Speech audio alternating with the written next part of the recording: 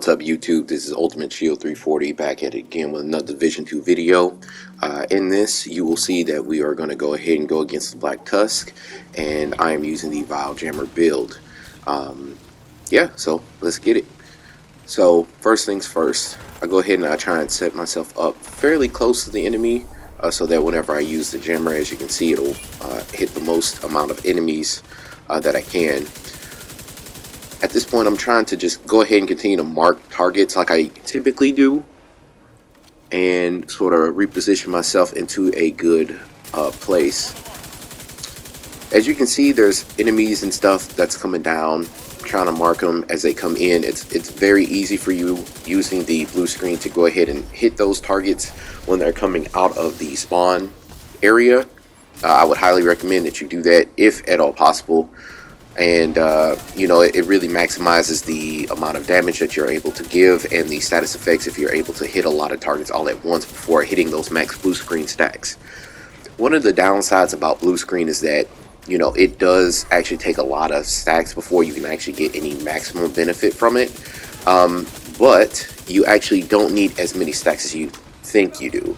So I believe the description of blue screen says you need, I can't remember what it is, but it's like, we'll just say 25 stacks you'll get pulse, and we'll say like 25 to 40 is you know, you'll get disorientate, you know, whenever you activate the stats. Now, I'm not looking at the tooltip for it, so don't quote me on those numbers, but it's something like that. Whatever the second tier is, that's the most that you need to do in order for you to proc the status effect from your Vile mask. And so it's always important that if you can and you have the option, always at least get it to that point before you proc it if you can.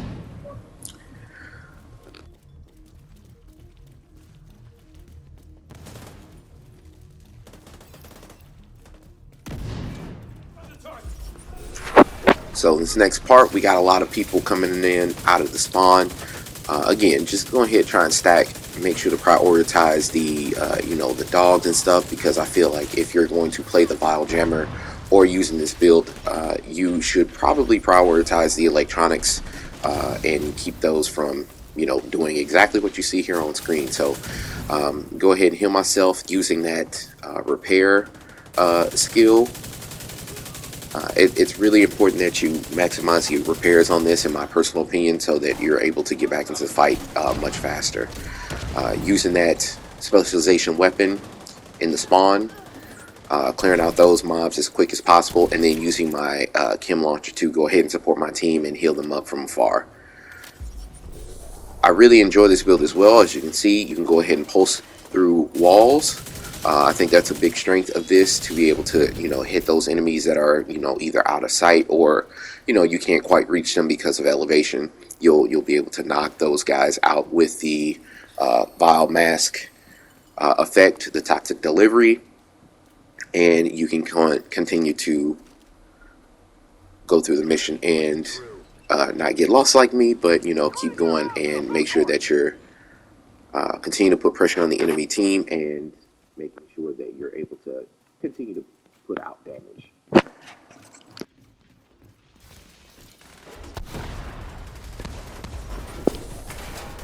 You'll see here, we go ahead and start fighting this robotic enemy. And then this is a kind of a weird glitch. I don't know what happened here, but that's kind of weird. Kind of smoked us from the back, but no biggie. So just watch out for those glitches. Make sure that you're not being attacked and protect yourself at all times. Keep those eyes open.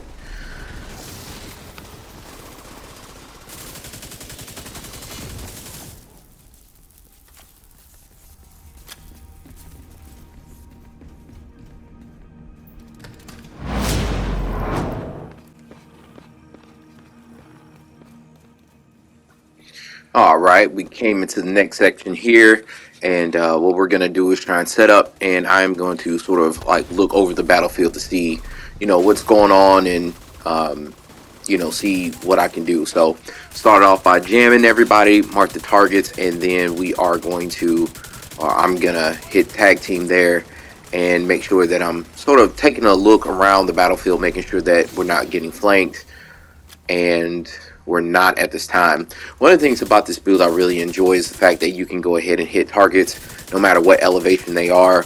As you can see, I'm trying to go ahead and shoot this target that has tag team, but I'm not able to reach it, but that's okay.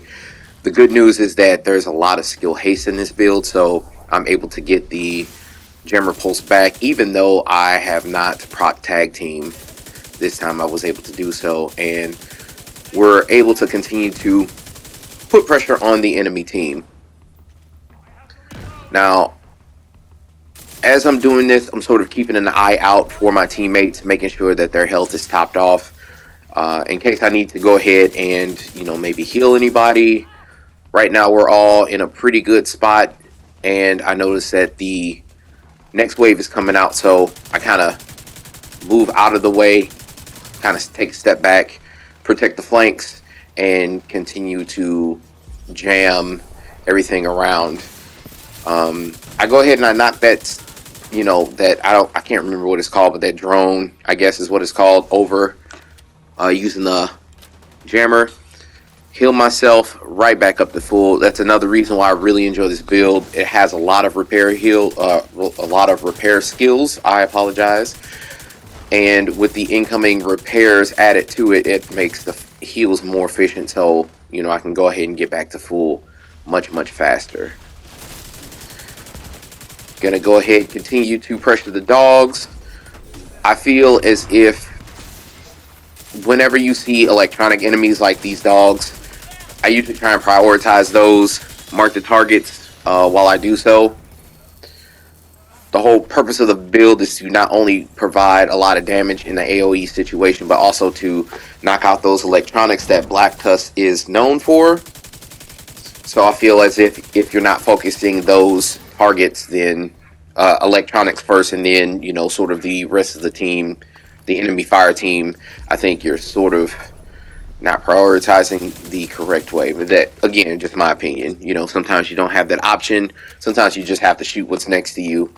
And other times you can just, you have that luxury to pick and choose which targets that are available to you. So we clear this room, and then we're going to go into the next room, and we're going to continue to pressure the enemy team and go into the next stage of this.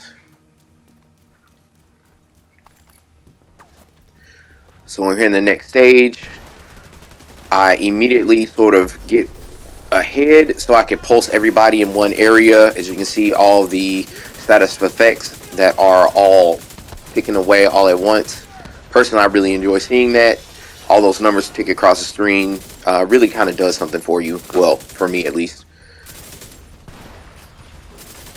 And again, there's that dog, making sure I'm prioritizing him and making sure that I'm continuing to pulse whenever I am available to do so, to stop those high priority targets from continuing to shoot us from the sides and the back. Now, speaking of which, there is an enemy who was able to circle around us, and now we are kind of in a really bad position. I am, at least. I switch over to my secondary to try and proc the which is Emmeline's Guard, is the named weapon that I have. It heals you anytime you get a kill, and you actually get a higher percentage of armor regen whenever you kill somebody with a headshot using that weapon. So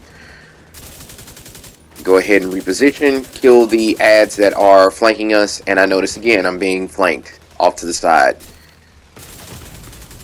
So this is one of the downsides of not paying attention, and I say this not to take a shot at my teammates here. This is more me. This is a personal awareness thing.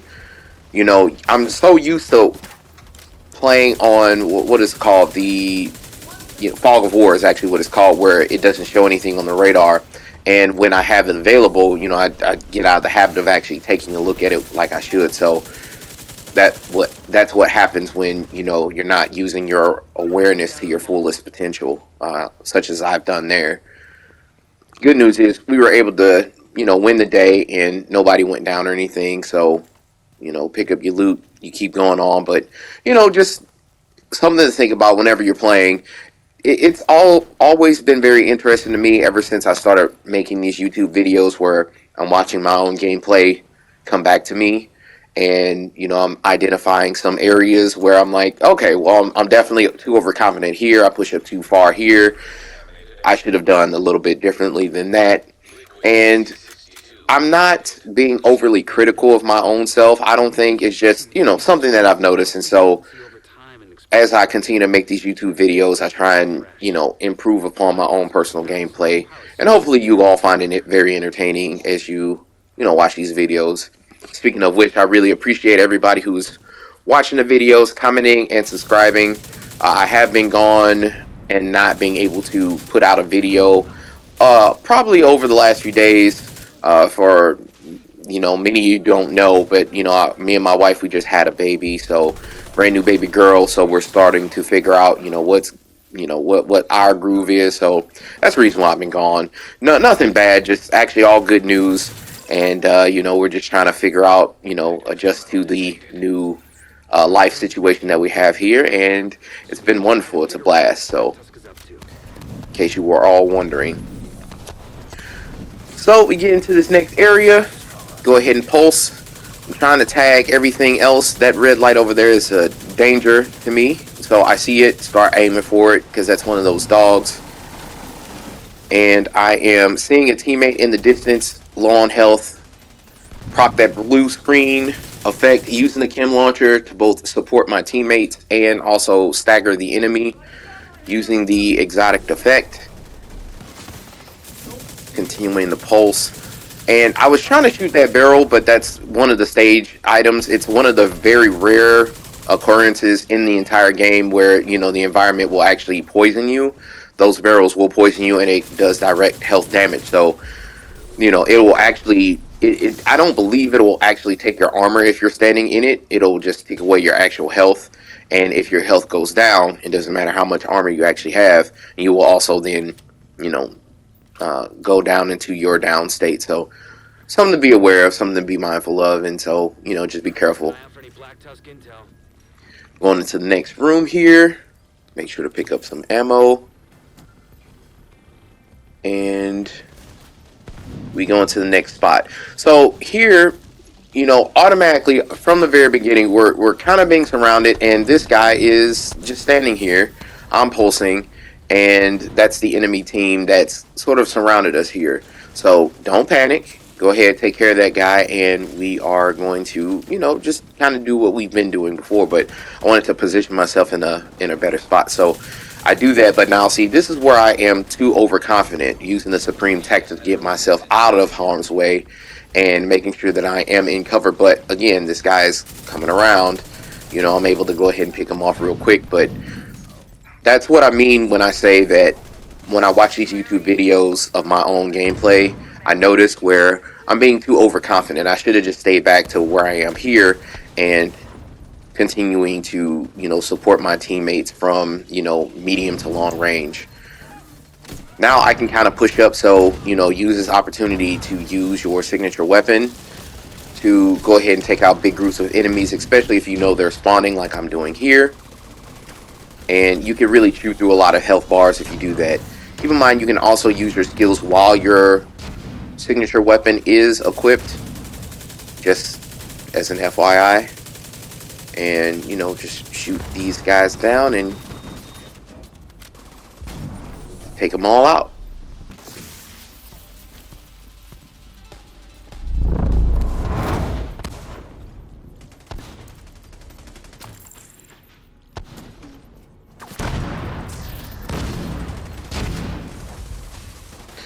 In the next section, I go ahead and pulse, marking the targets and getting myself to a good spot, because I know a lot of enemies are going to be able to spawn out of these, rooms from both my left and straight ahead, and I can go ahead and mark a lot of enemies as I'm doing here, and then use that opportunity to use the signature weapon to go ahead and chew through the health of that dog that you see out there. So me and my teammate were kind of getting our wires crossed a little bit. He's trying to get in cover right next to me, and I'm sort of in this position, and it's not really big enough for both of us. So, but I'm kind of, I got here first, so, this is my spot. So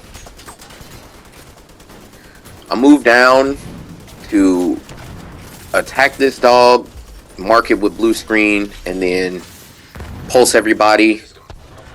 The Chunga out there in the distance has been shot by blue screen and is now taking, damage from toxic delivery. We're able to burst them down. The teammates and I were able to do that, and I'm going back up to my usual spot, making sure that I'm trying to tag any enemies that are coming out and looking at our flanks.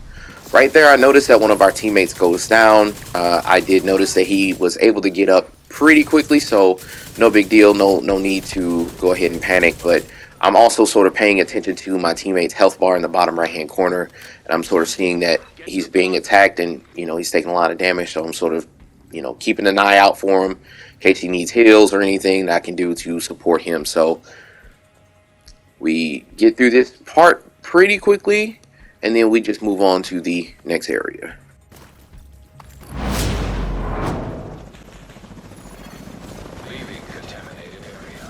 Okay, so we get to the next area, and go ahead and start pulsing these guys, making sure to try and kill them on spawn as quick as we possibly can.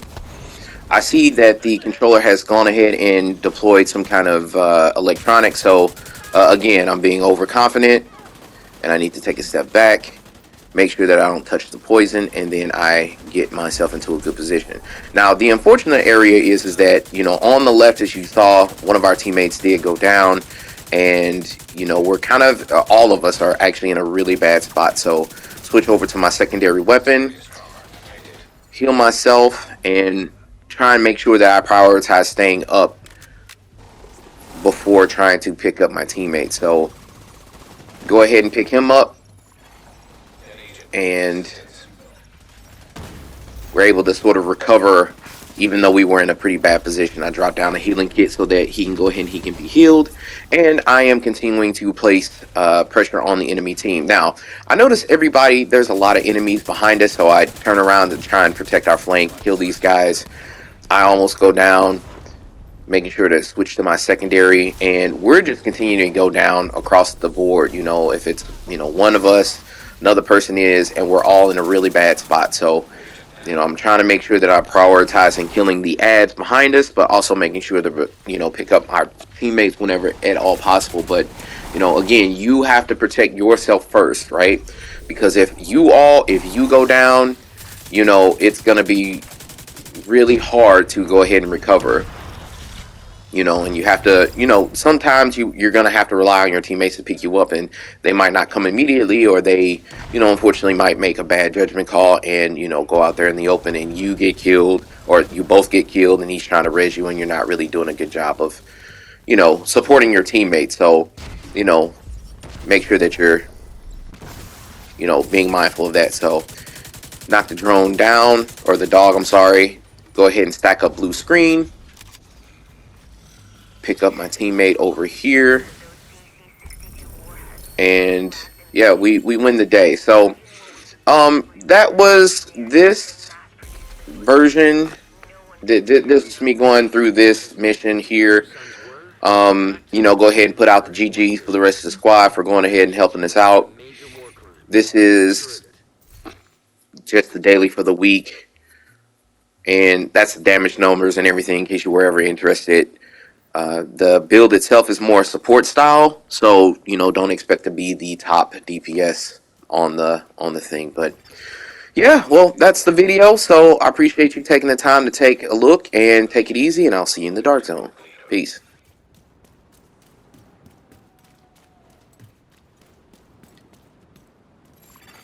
An agent has left your group. You are now group leader. You